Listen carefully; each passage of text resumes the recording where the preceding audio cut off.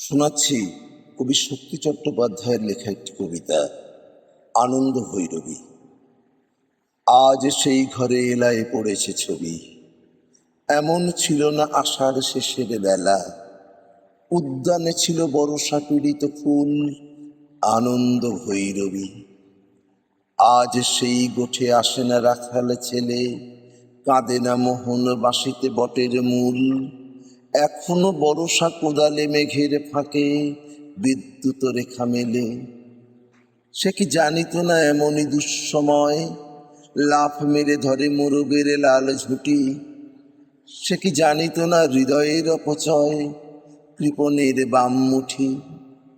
সে কি জানিত না যত বড় রাজধানী তত বিখ্যাত নয় হৃদয়পুর। সে কি জানিত না আমি তারে যত জানি আনখ সমুদ্র। আজ সেই ঘরে এলায় পড়েছে ছবি, এমন ছিল না আষাঢ় শেষেরও বেলা। উদ্যানে ছিল বর্ষা পীড়িত ফুল, আনন্দ ভৈরবী।